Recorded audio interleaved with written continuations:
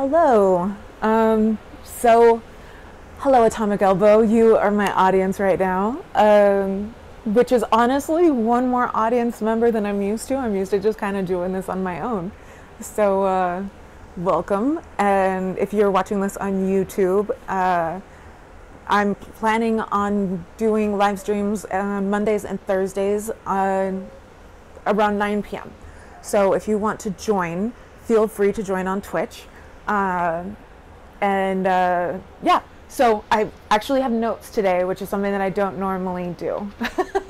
I'm glad you're honored. And the top of my notes, it says, introduce the fucking show.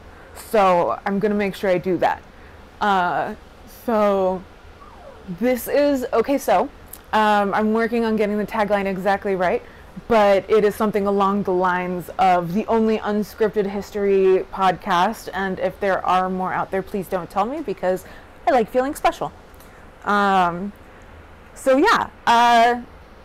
went and I saw Six on Saturday evening with producer Brian. Six is the Six is the musical about the queens of Henry VIII. And I had been waiting about 3 years to see it. I'd been waiting for it to get here, and then it got here, and then 2 weeks later, everything locked down before I had a chance to see it. So it was very exciting to finally have the chance to get that done, or get that watched, because I'd been trying to avoid any sort of spoilers at all. And so I'm going to be trying to do the same here. I just have basically more stuff to talk about, stuff I forgot, stuff that they said in the show that I was like, oh, people should know about that, without the spoilers inherent, just kind of giving you background information. And I would like to point out that I am wearing my shirt that I got from the show, and it does have one of the queens in green, so you get to see through me right there. But yeah. Oh, and it's actually kind of perfect, because I'm pretty sure that's Jane Seymour. No, it's not. That's Anne Boleyn. Just kidding. Anne Boleyn's green.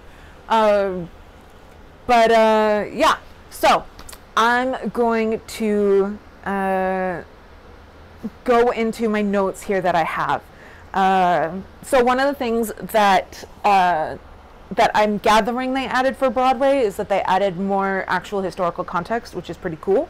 And so I'm just gonna kind of flesh some of that out. Starting with Catherine of Aragon, she mentions that she was, after her husband Arthur dies, she was in prison for 7 years until she was let out to marry Henry, which is a little bit misleading, because I feel like if they're saying let out of prison, then it kind of makes you think of in the Tower. Really, she was just kind of stuck in a palace. She was under palace arrest. And yeah, but it really sucked for her. They didn't give her any money. And she wound up having to sell jewels and stuff and dresses and everything in order to just eat, which I know sounds like, oh, poor thing, she had to sell her jewels. But for royalty to have to sell their jewels is actually a very big deal. And there are letters that she wrote back to her parents, Ferdinand and Isabella, in Spain, to kind of let them know, hey, I am going through all this. But one thing that she did was she was really strong and really held fast. And I really, really admire her for the absolute courage that she showed just nonstop. One thing that she did that I totally forgot to mention, after I can't remember if it's after she had a miscarriage or after they had a son who then died 50 days later. Something along those lines happened, and Henry decided that he was going to go and do war with France just to make himself feel better. And he left Catherine in charge as regent while he was gone. So basically she was the head honcho. And while he was gone, Scotland decided to invade England. They were like, cool, the king's gone, like, this is our chance.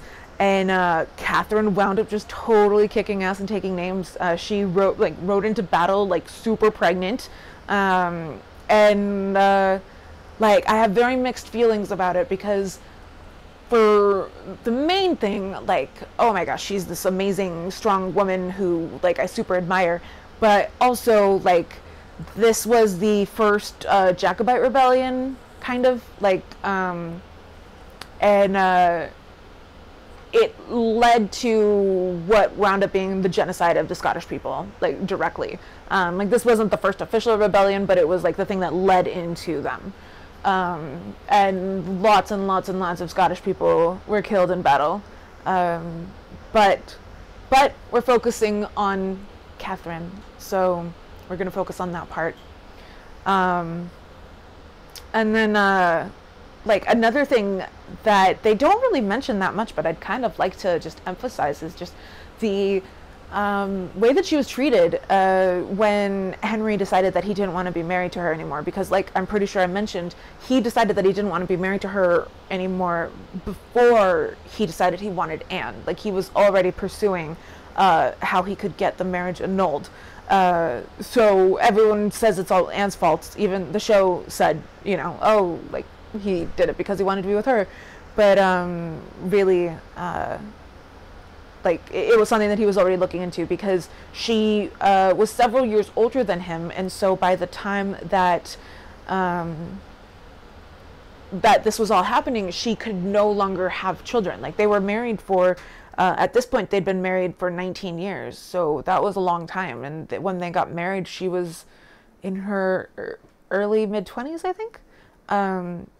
So yeah, so she just couldn't have children anymore. And I talked in the previous episode about how obsessed Henry was with having a son, because of how obsessed his father was, especially after his older brother died and left him as the only heir.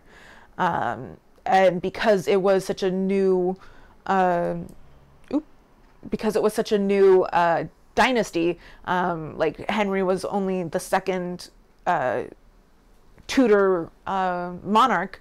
Like they were really worried about how precarious their position was, and if someone would come and take it, like the Scots tried to do while he was in France. But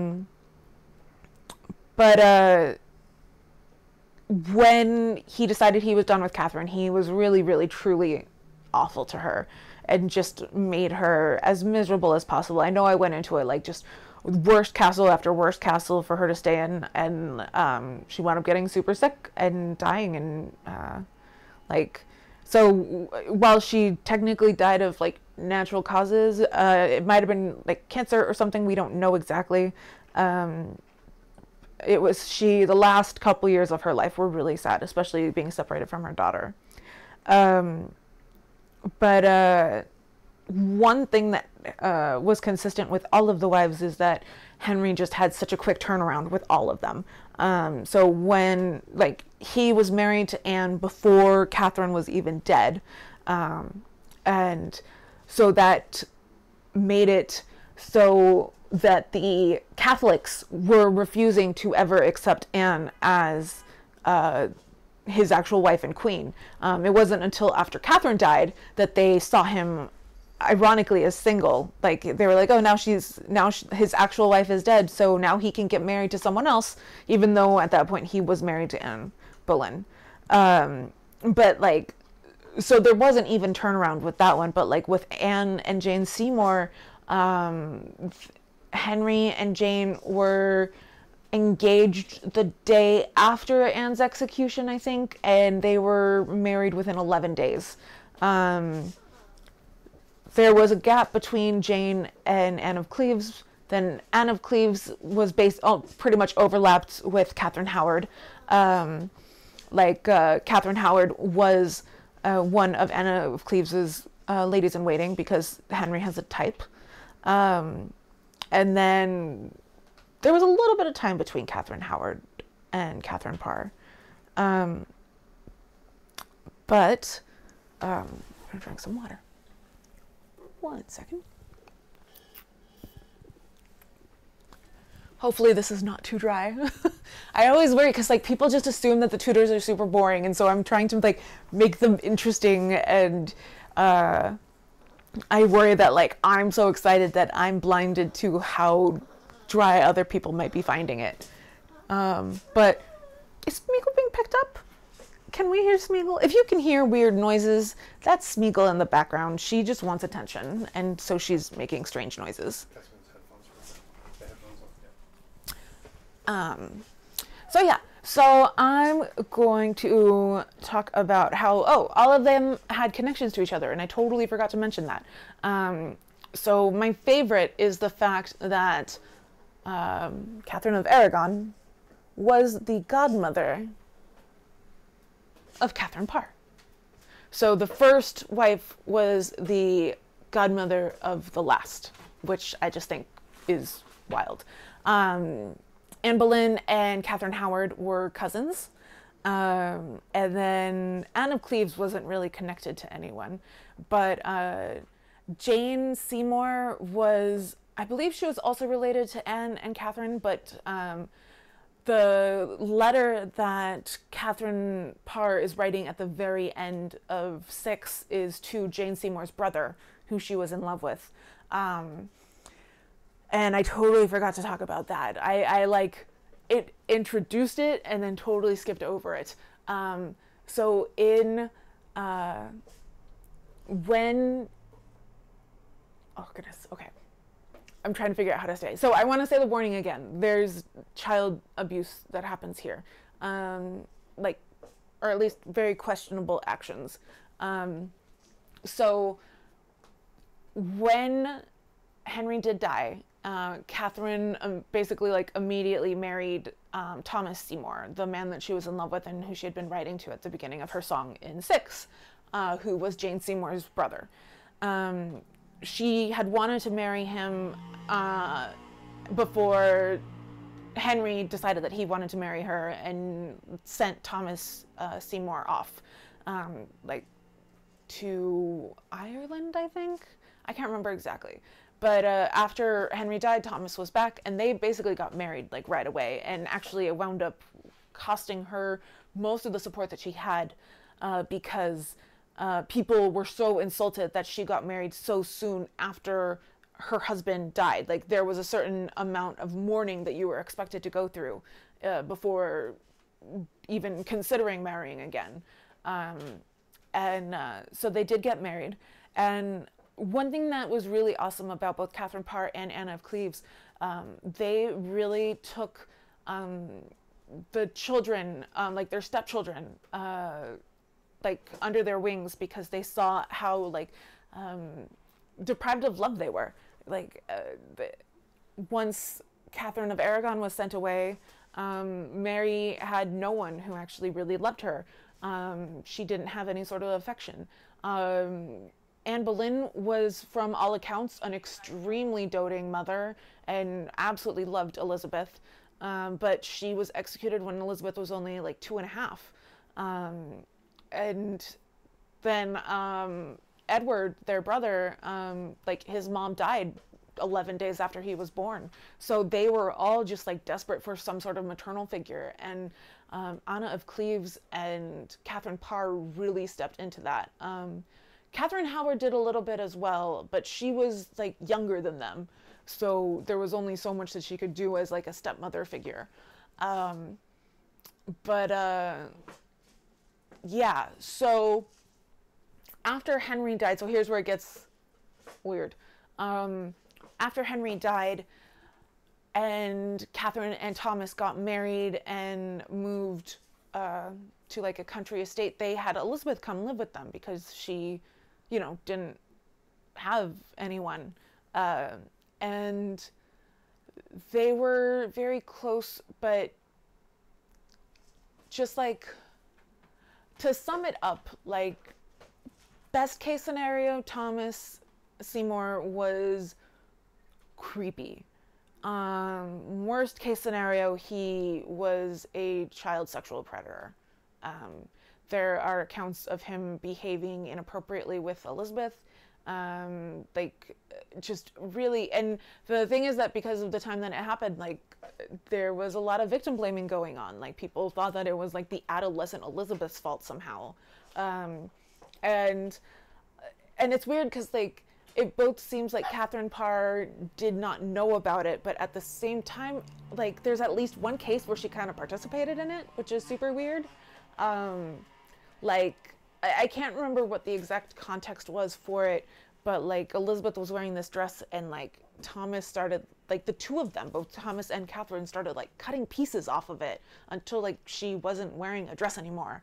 And like there was no real reason given for it. Like it was all very shady, and like things like he would be caught just behaving inappropriately with his young like ward kind of.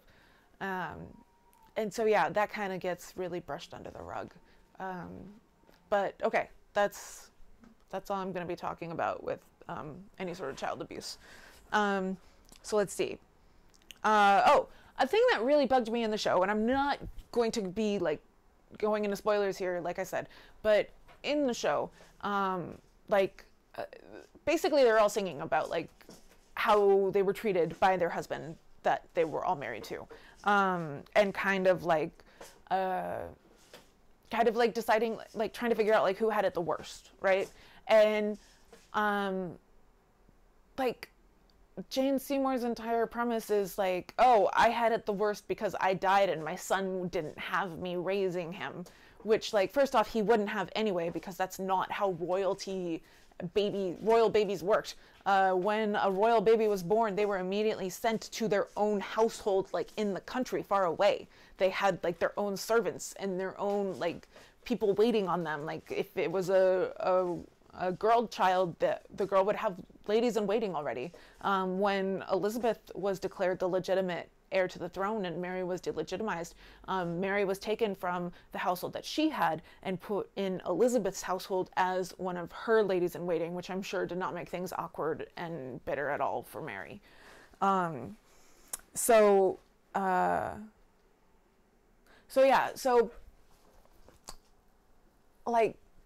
Jane's whole thing is like, oh, I have it so awful because, I died. Which, first off, like, no, that's just, it sucks for your son, not you. But on top of that, like, she keeps on, like, using that, and, like, Anne Boleyn is able to one-up her by being like, yeah, I got my head cut off. But Anne also had a kid who was then raised without her. Like, the one thing that Jane is like saying that she has, like Anne has as well. So like I get that you had to give Jane something, and so you just had Anne not really mention that except for like once briefly. Like just every time that Jane was whining about it and Anne didn't mention that she also had a kid, I was like, say it, just say it, say it. But yeah, let me look at my notes. Okay. There are references that Anne Boleyn makes to multiple things. So she mentions her sixth finger, which did I talk about that in the last episode? Do you remember? I don't think I did. So there's like to this day people believe that Anne Boleyn had like a sixth finger, or at least like an extra fingernail or something. I apologize if I already spoke about this, but and it's weird how like firm people are about this fact, when like the fact of the matter is that culturally at the time you weren't allowed in the court. I definitely talked about this. I'm very sure I did. But like you weren't allowed in the court if you had some sort of like minor disfigurement, let alone something like a sixth finger. So it is like a funny like throwaway joke though, but just in case I had forgotten to mention that, which I apparently did not forget, wanted to mention it again. And then another thing for her, she talks about like it's a joke that she makes about how sad it is that Catherine of Aragon dies, and let me sing a song about it, and it's called Wearing Yellow at a Funeral. And it's, if you're a nerd like me, it's a funny joke because like there's one of the things about Anne Boleyn that everyone knows is that after Catherine of Aragon died, she showed up and was at like, so Catherine of Aragon died and Henry basically declared like celebrations. So he ordered a bunch of parties, jousting tournaments, like the whole thing. Like he was celebrating the fact that his former wife was dead. It's super gross. Like the mother of his daughter, like his partner of over 20 years, like it's, ugh. But so everyone says about how like at these parties, like Anne was wearing yellow. But the book that I kept on referring to last time, the 500 Years of Lies for Anne Boleyn, she went back to primary sources and like went back and like translated and looked at what the original letters and everything said. And a lot of what we know about life in the Tudor court comes from this one dude. I'm not totally sure how to pronounce his name. I think it's Chapuis. Chapuis. He was basically like the ultimate gossip and was just writing like tomes of letters gossiping about everything that was going on in the court. And so a lot of what we know about is from him. The thing is that he was devoted to Catherine of Aragon. So anytime that he had a chance to say anything bad about Anne Boleyn, he did. Like he would twist words that she said. He would do anything to be able to be like, oh, and now, like I can't remember if he called her the Pretender or something. And I think he even like called her like the King's Whore at some points. He would write about anything that she did that he could possibly twist against her. And with the parties that happened after Catherine died, one thing that he does not do once is mention Anne Boleyn at all. She's not mentioned once in any of his accounts about the festivities. He mentions that Henry is dressed in yellow, which is a big deal because at the time, yellow is seen as like the color of celebration. That is what you wear to like weddings and like baptism. Like it's the celebratory color. You would never wear that to a funeral because that would be saying like, I am so happy that this person is dead. So of course that's what Henry wears to the parties that he's throwing. And somehow that gets twisted into Anne Boleyn wearing a yellow dress at these things. But there's no mention of her even being at them, let alone wearing a yellow dress. She was, like, there's no way that she was there, because if she was there, Chapuis would have made a giant deal about it. And he didn't. And so that just kind of leads one to assume that Anne did not participate at all. Because had she been there, we would know. But history likes to twist everything about her to be against her. So that's why we know that she was wearing yellow, but she wasn't even there. So I wanted to give her a little defense right there. Okay, and then a little fun thing, minor spoilers, so skip ahead like 20-30 seconds if you want nothing. At the end of Don't Lose Your Head, there's just like a fun little thing that happens, and like I like nudged producer Brian to like point it out, and apparently he hadn't noticed. There's like a tight spotlight that's like just on her face, and it's basically making it so that her head is decapitated, because like you can't see her body. And it's just a fun little touch that I really enjoyed. Oh, another fun little touch. Did I just mess things up? No, I'm good. The pre-show music. I'm sure you've noticed, I'm a giant nerd about things. And one of those things, I majored in technical theater. So I majored in things, my emphasis was scenic design and stage management, but I also studied things like sound design and costume design and et cetera, et cetera. And so I noticed things like pre-show music, because that's an important part of sound design, is you're setting the mood for what's coming in the show. And so when I was sitting there before the show, I was listening and realized that the music, it all sounded like just kind of like traditional Tudor music, and I realized that it was actually all bardcore covers of pop songs. And I was trying to figure out what the pattern was specifically, but I'm not super pop literate. I know like the aughts. That's about what I know. And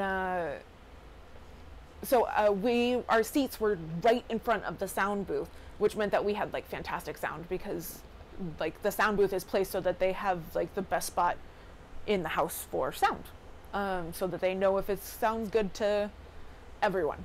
And so at the end of the show, I just like stood up and I turned around and I was like, "Hello, Mr. Soundman," and I asked him like, "What's the pattern or the theme going on with the pre-show music?" And it was all bardcore covers of pop songs, and it was all female pop songs. And he specifically mentioned like Katy Perry and like, who else did he mention? I don't remember. Anyway, so they were all women pop stars, but I'm not sure if it was the pop stars who have influenced the various Queen styles. But yeah, so that was just a fun little thing. Let's see. All right, one thing that they mentioned that I feel like I didn't really emphasize enough before was that Catherine of Aragon and Anne Boleyn both had tempers. Like, they were very unusual for the time, in that they'd both been raised as women to speak their minds and to stand up for themselves and to share their thoughts and their like feelings, like to say what they mean instead of just holding it back, which is how all English women were raised in Tudor England. So both of them would have like throw down fights with Henry,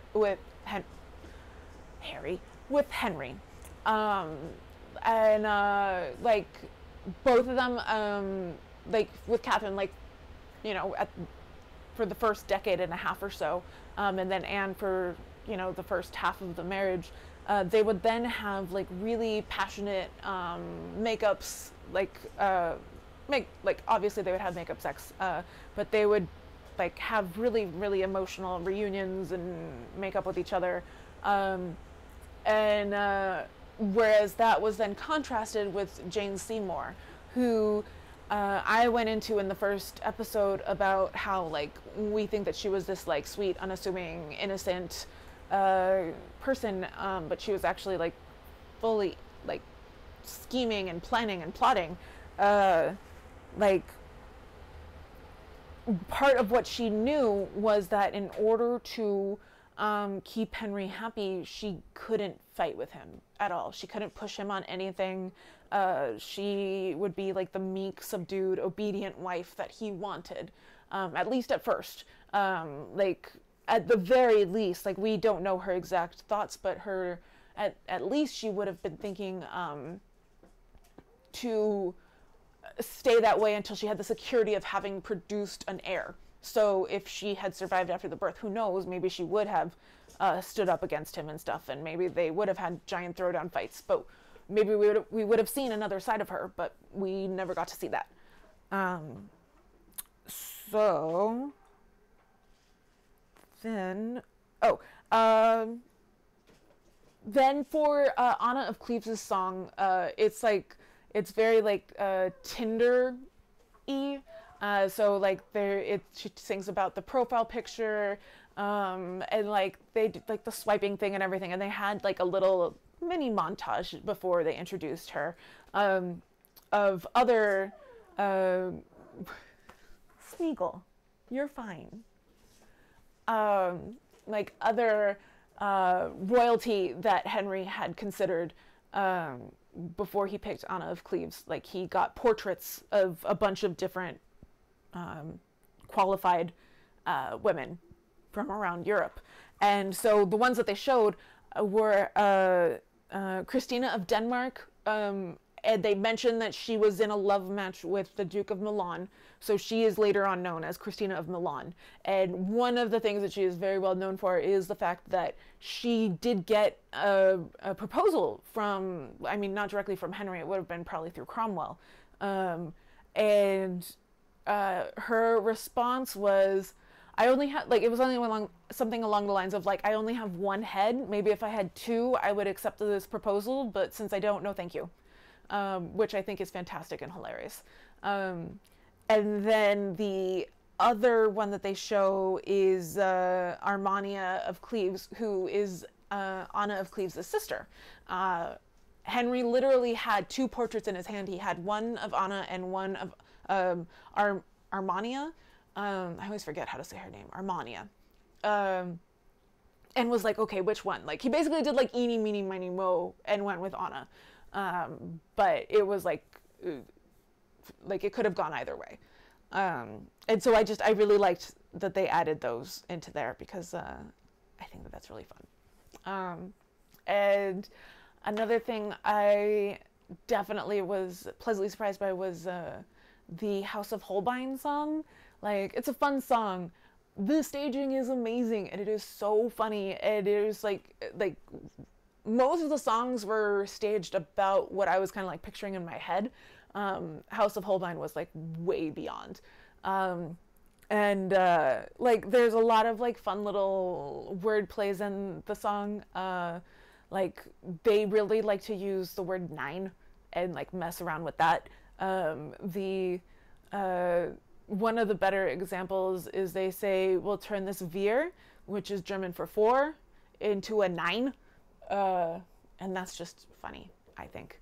So there's a lot of like fun wordplay in that song. I mean, there's fun wordplay in all the songs, but House of Holbein is particularly fun.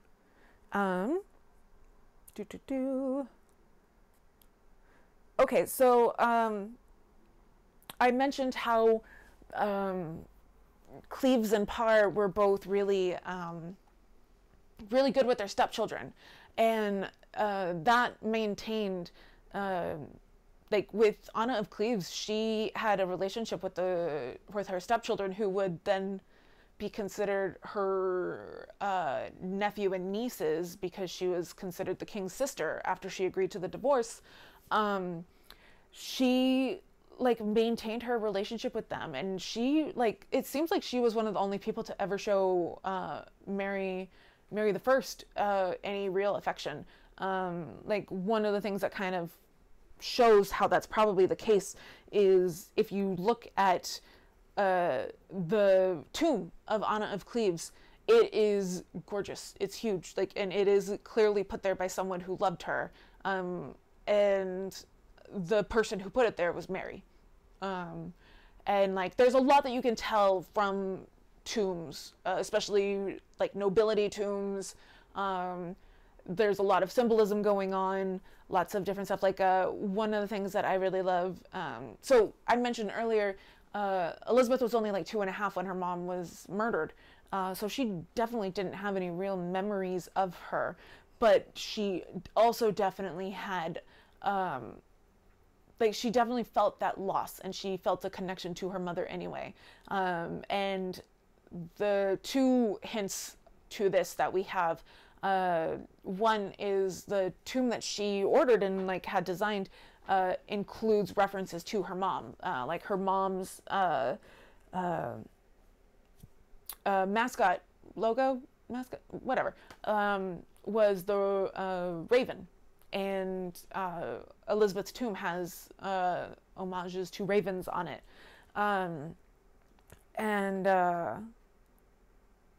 what was the other thing that I was going to say about the tomb? Oh, the other thing that she had was no one knew this until after she died, but there was a ring that Elizabeth always wore, and after she died it was discovered that it was actually a locket, and inside the locket there was a miniature painting of Elizabeth and then what looks to be a miniature painting of Anne. And I just find that like just so heartbreaking. Just this woman who wanted to have some connection to her mother who had loved her before being taken from her, and like she lived to be old, so to be wearing that ring all her life is saying a lot. But yeah, like another random fun Tudor tomb thing, Elizabeth's tomb was put there by her successor, James I, who was James I of England, James the 6th of Scotland, I think, 6th or 4th.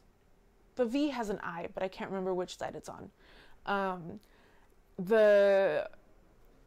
He was in charge of basically like making sure that Elizabeth's tomb was seen to and everything. And if you go and look at the tomb in Westminster Abbey, it is right next to the tomb for Mary, Queen of Scots, who was executed by Elizabeth. Maybe I'll talk about that sometime, because it's a really, really wild and interesting story. And the movie that came out recently, Mary, Queen of Scots, it's along the lines of other Boleyn Girl. Like, let's just say that. So Mary was executed by Elizabeth for conspiring against her. Like, she actually was doing it. Like, it wasn't like she was falsely accused the way that lots of people who were executed at this time were falsely accused. She was definitely guilty.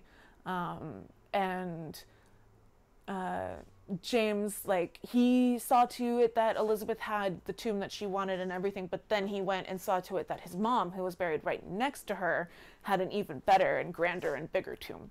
And I just find that amusing. Another random thing, since I'm talking about Westminster Abbey for some reason. Ooh, you good?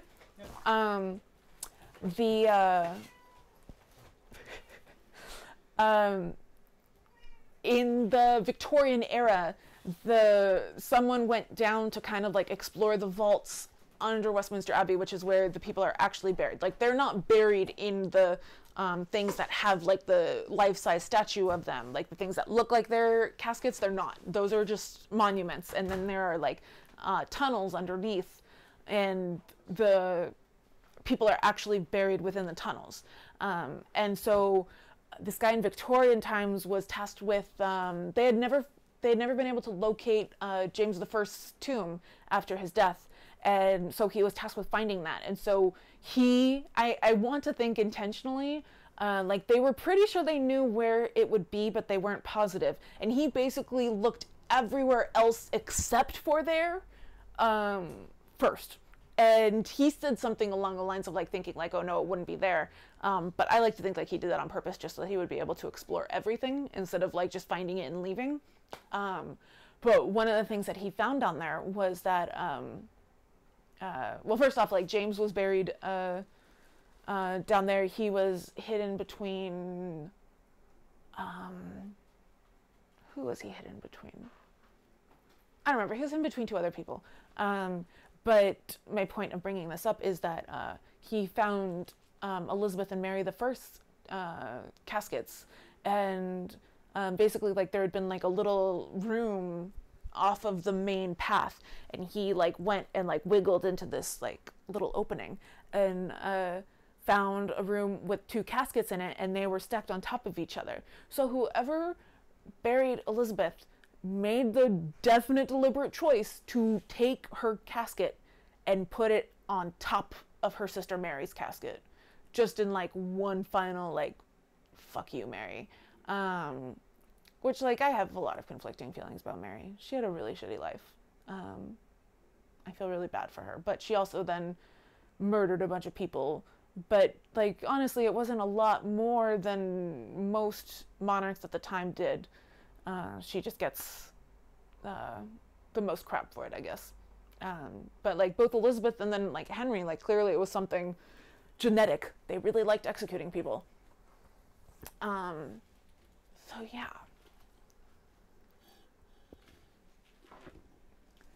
All right. Let's see.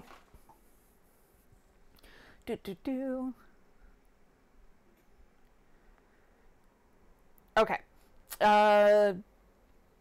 So one of the references that happens multiple times during the show, and it happens during one of the songs as well, is Anna of Cleves.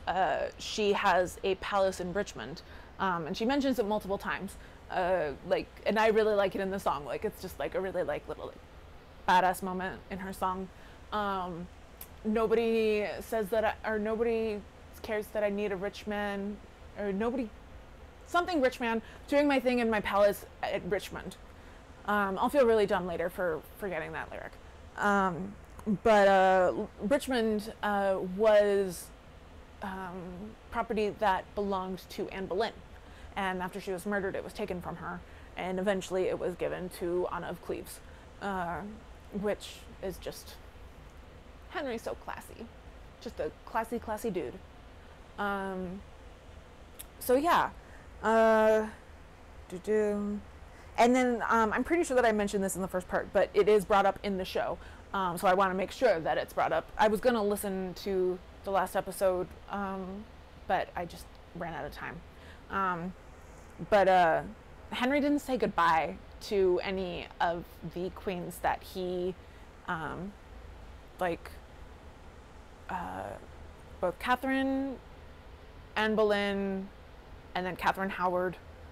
Those were the ones that he was displeased with, and none of them got goodbyes. Catherine of Aragon, he just rode off one morning, they were off visiting one of their many, many palaces. I can't remember which one. And in the morning, he just got on his horse and rode off, and she never saw him again. With Anne Boleyn, it's particularly brutal because they were at a May Day celebration, and there were all these festivities and everything, and Thomas Cromwell and his goons had been putting together evidence against Anne to convince Henry that Anne had been unfaithful, which she was not. Almost 100% definitely she was not. Especially she was not committing incest with her brother. She and her brother had a very close relationship, which was kind of unusual for the time. But they were really each other's only absolutely 100% trusted confidant. And it was to the point where her brother's wife, who they did not have a good marriage to begin with. Some people speculate that George was gay, but there's no proof for sure either way. But he did not have a good marriage with his wife. And one of the reasons why he and Anne were murdered is because of the testimony of his wife at the trials. Jane Boleyn, Lady Rochefort, was one of the ladies in waiting for Anne Boleyn, and she testified that she'd witnessed incestuous stuff between Anne and her brother, even though like I said, did not happen. Which is part of why I hate other Boleyn girl. They try and justify it. But she definitely later on realized that she was primarily, she had a major part in the death of her husband and sister-in-law. She realized her guilt, and I think that it really got to her, especially because later on she wound up being lady in waiting to Kathryn Howard, and she actually actively assisted Kathryn Howard in sneaking around to have rendezvous with Thomas Culpeper and anyone else that she may or may not have had relationships with. She definitely helped her sneak around to meet with Culpeper. And so I think part of that was guilty conscience, trying to make up for how she had played, had a hand in her husband and sister-in-law dying. And then part of why I really, really think that is because she actually went crazy in prison. She had a complete mental breakdown and lost her mind. And Henry was so mad over everything with Kathryn Howard. He went between raging and then falling apart and crying, and both of them, people who watched them said this is not the way a dude who's almost 50 should be acting, especially because Kathryn Howard was 17. But he called her his rose without thorns, which I think is also referenced quite a bit in the show. I don't know if it's intentional or not. They make a lot of mentions to roses because Tudor roses were a thing, like I mentioned in the last episode. Where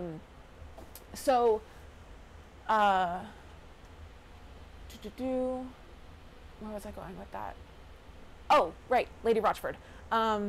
So when Kathryn Howard was caught and imprisoned, she was also caught and imprisoned, and she was executed alongside Kathryn Howard.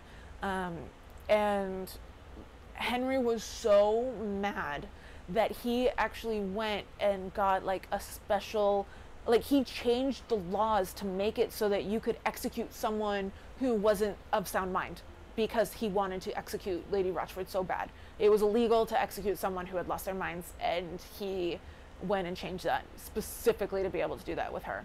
And it succeeded. She was executed right before or after Kathryn Howard. I don't know. It was right alongside her. And then with the not saying goodbye, I mentioned like with Anne Boleyn, he just stood up and walked away. With Kathryn Howard, someone left a letter for him in his like pew for mass. That was basically saying like, hey, your wife is cheating on you. And he wouldn't believe it. And then there was like more evidence that came forward, and finally he did believe it, and like was just like I said, like whining and moping and crying and raging. And so with Catherine Howard, with Catherine of Aragon, he just like left in the morning, rode away, and never saw her again. With Anne Boleyn, he got up and walked away and never saw her again. With Catherine Howard, like he didn't even do that. Like he got the letter and basically like didn't see her again. Like he was there when she found out that she was being arrested, and there's actually like an account of her like running down this hallway in the palace, Hampton Court? I can't remember which palace. I'm so bad at remembering which palaces were which. But there's like a galley that she like ran down to try and like catch Henry before he left, and she was like screaming and crying and trying to like get him to hear her, and was held back, and he just like kept on going and left and never saw her again. So yeah, pretty sad. Catherine Howard, like, you gotta feel bad for her. Like one of the things that I really like about the musical is that they really give you a lot of sympathy for Catherine Howard, who really deserves it and rarely gets it. Like she was being very dumb and foolish, but she was also a 17-year-old girl who had been raised basically in a sorority, and like had no common sense, and was like thinking like how it was super romantic to be sneaking around and meeting with Culpeper instead of like dangerous and stupid, and could get her killed. Like with Anne Boleyn, no queen had ever been executed before. Like with everything that was happening in like the lead up to her death, like no one saw it going where it went, because that had never happened before. Like the worst that they could see happening was like her being like sent to a nunnery or something. Like they never expected her to actually be executed. Maybe Cromwell did, because he's that kind of asshole, but in general, like no one anticipated that. Whereas with Catherine Howard, it had already happened once before, so she really, like, not to victim blame, like but like she was really in over her head. Like she but like there was precedent already, so it wasn't like completely unexpected out of the blue when it happened. But yeah, like I said, I don't want to victim blame. She was just a silly young girl. I was once a silly young girl. Lots of us were.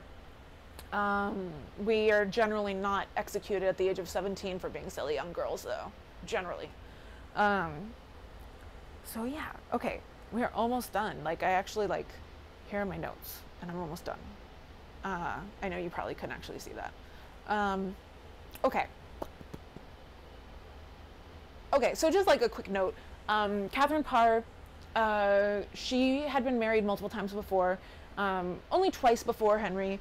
But in pop culture, she's the widow next door who'd been married 7 times before in the song Henry VIII I Am. That's who they're referring to, even though it was only twice. And so with all of her marriages, she actually married, except for her last one with Thomas Seymour, though she was 18 months after Henry died, she was dead from childbirth as well. And it's believed that the daughter died within a year or two, because like she's just not in the historical records pretty much after her birth. But anyway, so her husbands had all been older than her, and they all died from being old and sick. And so with all of them, she really had more of like a nursing role than a wife role. And she kind of knew going into it with Henry that it was going to be that way again. And like, honestly, I don't know, but I don't think that their relationship was at all sexual. Like they might have like consummated because they had to, but like Henry at that point needed a literal crane to be moved around. Like he was several hundred pounds, and like his leg injury was so bad that it like he had trouble moving around, on top of his weight issues. And so really, like, it's believed that she acted more of like a nurse than a wife.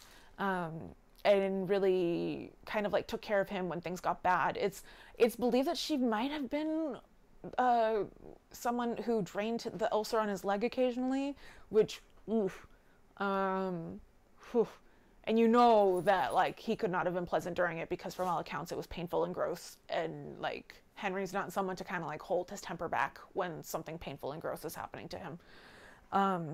So really, like, she has the patience of a saint. And she was also very, very, very smart. Like I went over how she wrote multiple books.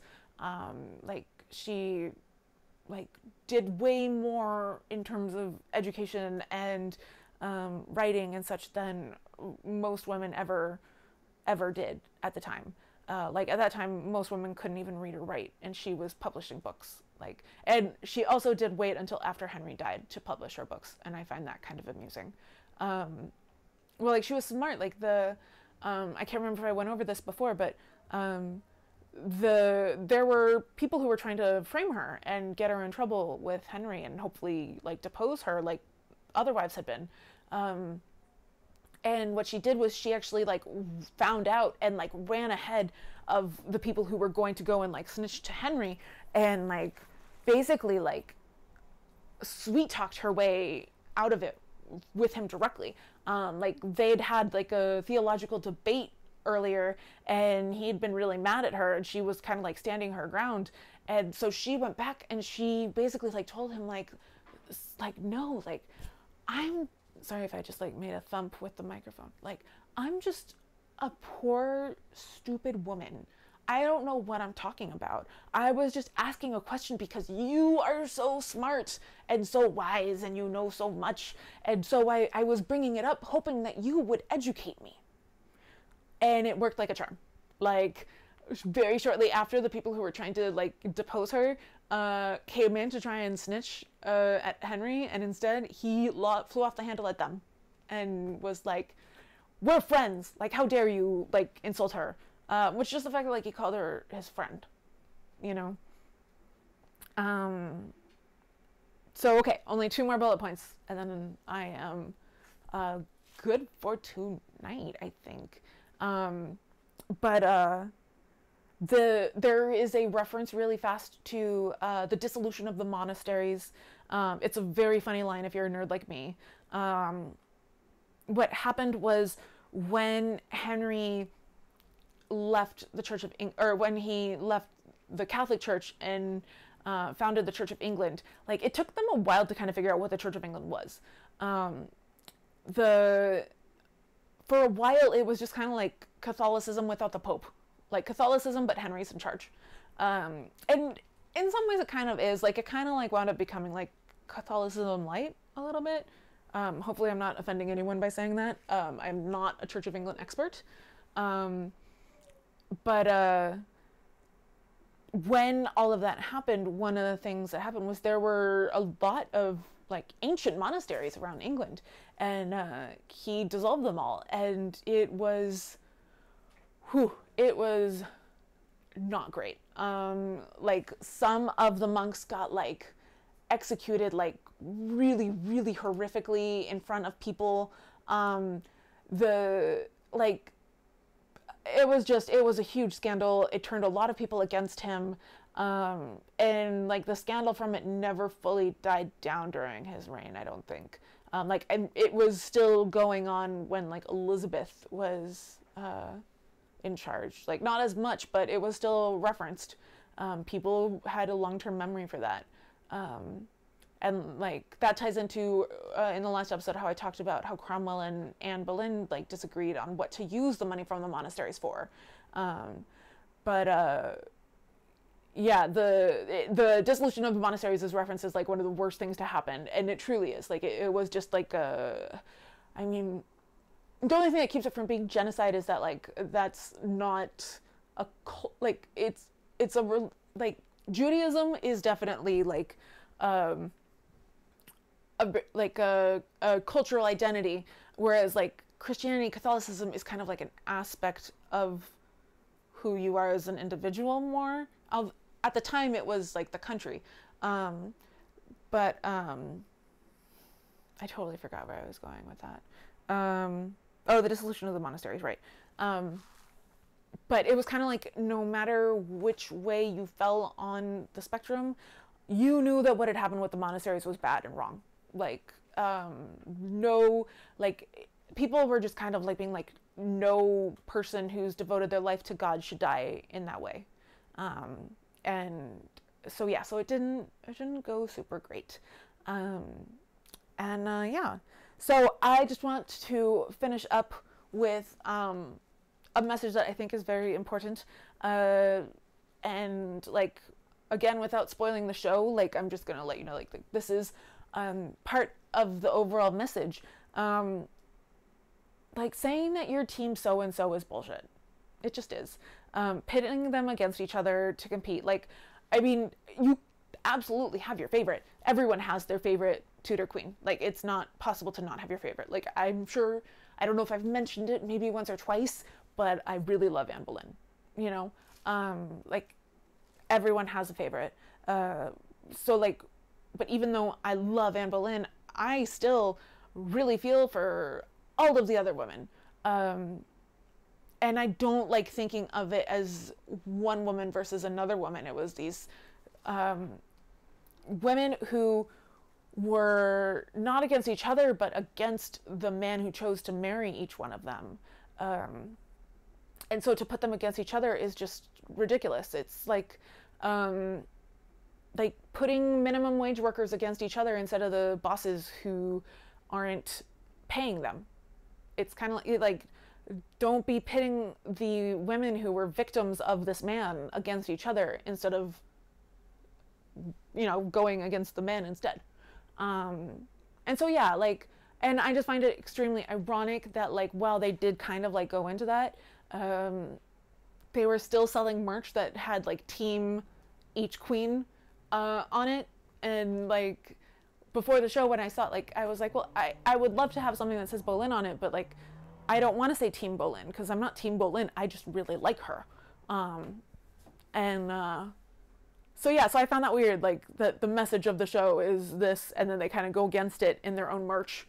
But I did wind up getting other things. I wasn't as irresponsible as I was kind of bracing that I would be, but yeah, it was really amazing, and I definitely recommend it. I'm very sure I'm going to be going back and seeing it again because I'm just that much of a nerd, and I've been waiting so long to see it that I can't just see it once and then call it a day. But yeah, so just like quick announcements at the end.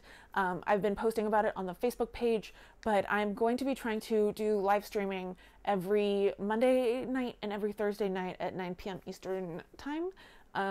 So if you have any interest in watching along as I live stream, I would really, really like to make it like more of a discussion than a lecture, because right now it just kind of feels like a lecture of me just talking, and I'd really like to have like being able to answer questions and to discuss things and debate things and as much as possible. So if you are free on Monday or Thursday night, please tune in. It's twitch.tv/bluelizardguts. Spelled like it sounds, all one word. It's my screen name from junior high. So That's what that is. I might switch over to an official like okay so NYC one at some point, but for now I'm just sticking with my own Twitch account. So yeah, so if you, I have an event up on the Facebook page for okay so, and in it I explain how to make a Twitch profile if you don't have one, how to follow, etc. But yeah, like I'd really like to try and make this a thing. I have really been kind of slacking in keeping the podcast active with everything that I've been going through the last couple of years. I've had multiple spine surgeries. Right now I'm looking at having a hip surgery, which is going to be a lot of fun. And like each time I had to have a surgery, like the depression that came along with it, it made it really hard for me to like sit down and produce and release content. And so I'm trying to keep it going because I really don't want to lose it again. So if you have any interest and have any availability, Mondays and Thursdays, 9 p.m. Eastern time, please come join. And if you have any suggestions for topics, please feel free to, you can message me on Twitch, Blue Lizard Guts, or you can message the Facebook page, okay so NYC, or you can email me, okay.so.danny, D-A-N-I, @gmail.com. Yeah, I'd really like to make this more interactive. So if you have any suggestions on how to do that, please feel free to also share that. And with that, I think we're good. So I'm gonna check and see who is on right now. So yeah, so thank you to everyone who joined. Okay. I'm going to send the people in here over to one of my favorite streamers. Her name is Adriana Vega, and she's fantastic. So I hope you enjoy her as much as I do. Her voice is beautiful and her dog is adorable. So yeah, so thank you so much for joining. And if you're listening to this or watching this in the future, I hope you enjoy, and I hope you're able to join live at some point later. So thanks so much, guys. Bye.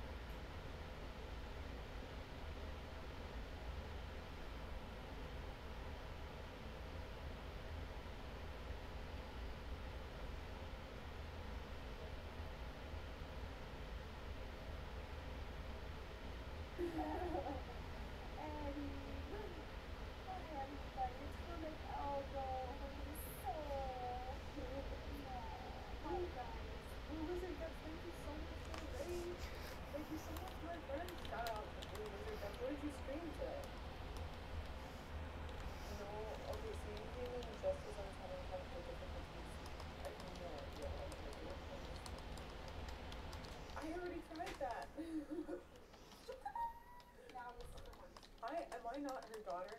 I literally did that exactly. That was my approach to fixing it. Was I went seriously? Seriously, like just a couple minutes ago, I said you will now work. Open sesame. Yes. Yeah. Exclamation tech. No, but there is an exclamation mom. My mom is a sculptor. In case you guys didn't know that, she's a sculptor. And she makes sculptures with her bare hands. For human hands that are bare, to be clear. Exclamation Mon. You can check out her Instagram, her YouTube channel where she shows her sculpting process, and her website's on there too if you want to see some of her finished works. I'm in a blazer, damn it. Yeah, I'm wearing a necktie, so thank you for noticing. And a swimsuit top. Oh, I love saying hi to you guys. I missed you. Armac said, well, that's good because a clay piano would produce more sound than this keyboard. Yeah, can you hear this? Maximum! I have no idea. I literally don't know why it's not working again. I'm so frustrated. I think I gotta just throw it away. You can, I mean, you can fix it if you know how. Otherwise, no. I don't know. I don't know how to change anything either. That's okay. I wish there was something I could do, to be honest. Like, I can't believe it's not working. It was working a minute ago. Not a minute ago, but the last time I tried it, it was working. I didn't change anything.